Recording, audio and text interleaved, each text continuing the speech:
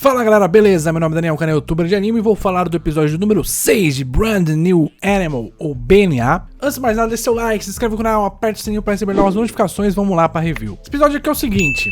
É muita coisa acontecendo, né? A gente tem a introdução de uma seita religiosa que coincidentemente a líder da seita é a amiga da Michiro quando ela era humana. E a gente tem várias coisas que podem estar ocorrendo, que como eu não assisti os outros episódios, não faço ideia se estão ocorrendo ou não. Coisas que eu quero falar, que são da história, e depois eu quero também abordar um pouco da temática, do que está sendo dito. Bom, vamos lá. Sobre a história, cara que é comparsa da... amiga da Michiro, a raposa, a gente descobriu nesse episódio que ela foi praticamente sequestrada e ele salvou ela. Só que assim, pensando do ponto de vista daquele cara poderoso lá que fica olhando toda hora, essa pessoa tem esse poder, essa pessoa só tem aquele poder. Então pensando em níveis de poder, acesso a poder, a gente tem 3 grandes poderes sociais que são justamente o poder do capital, o poder político e o poder religioso. São 3 grandes poderes. E a gente tem os donos de cada um desses poderes nesse anime, né? A gente tem a prefeita, que representa o poder político, a gente tem o empresário, que representa o poder do capital, e agora tem esse cara que representa o poder religioso. Poderíamos também ter o poder militar, mas até agora no momento isso não foi abordado, acredito eu. Embora a gente tenha o poder da máfia, que é o poder do submundo, também já abordado. Então veja como são várias visões de poder, várias posições de poder sendo apresentadas no anime. Faz muito sentido uma pessoa que tem o poder muito grande, por exemplo, o poder do capital, querer ter esses outros poderes também. Querer também mandar na máfia, querer mandar também na política, querer mandar também na crença das pessoas, né? Então faz todo sentido. Esse cara pode estar atrás de tudo isso, né? Mas isso aqui é só teoria por enquanto que eu tô fazendo, ao mesmo tempo que eu mostro pra vocês que esses poderes eles estão sendo abordados no anime. Uma outra coisa bem abordada nesse episódio foi a questão de você vender mais do que aquilo porque assim você vai vender de fato. Então, por exemplo, quando a gente tem a garota urso comprando aquele filtro lá, pagando com empréstimo, né? Novamente essa questão de você aproveitar dos pobres e dos sem informação pra ter poder. Isso é constantemente abordado no anime, então não vou nem repetir mais isso. Mas isso é um paralelo com o que acontece com a questão da amiga da Michiro. Por quê? Ela diz no episódio que ela sabe que ela não é o Gino, mas ela quer vender isso, ela quer vender essa esperança para as pessoas. Ela quer se colocar na posição do Gino para vender essa esperança para as pessoas, para ser um centro de apoio, digamos assim, religioso para as pessoas, visto que o Gino não existe. Então, nada melhor do que uma pessoa que existe e faz alguma coisa parecida, tem a cara parecida com o Giron, então é o Giron.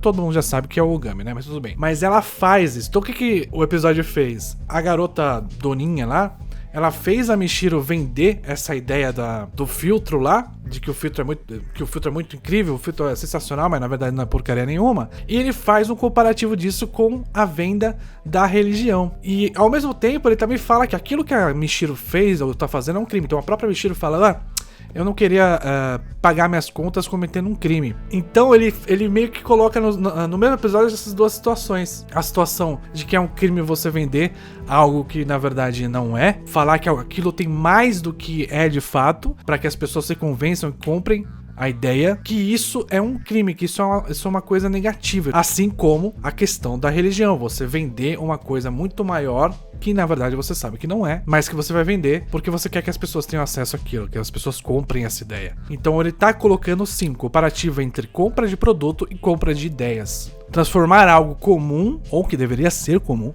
em algo muito maior do que aquilo. Só que isso também mostra que para você ter isso, você precisa ter alguém vendendo isso. E essa pessoa que vende tem que ser uma pessoa confiável. Então olha só que o anime também fez nesse episódio. Ele coloca a Michiro para vender. E ele coloca a Doninha pra vender. Essas duas pessoas, naquele meio pobre, elas são pessoas que são valorizadas. Tanto que o ursinho chega, olha, mentira, eu comprei, olha só que não sei o que. Então, elas são pessoas, são representantes, ou são pessoas que são reconhecidas pela sociedade e estão sendo utilizadas para vender algo. Mesma coisa com a raposinha. Então, o que eles fazem?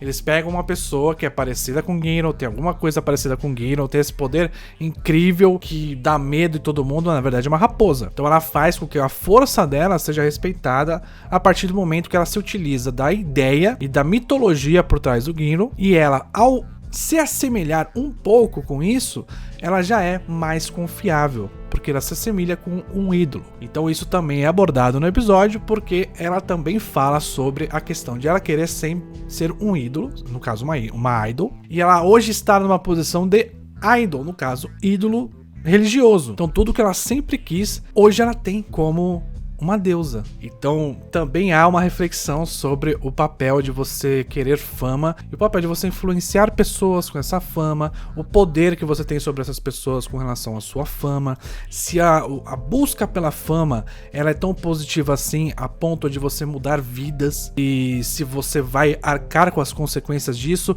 ou você vai tratar de uma maneira egoísta. Então perceba as coisas que o anime tá falando de uma maneira geral, e tudo isso tá atrelado no plot, tudo isso faz parte da história.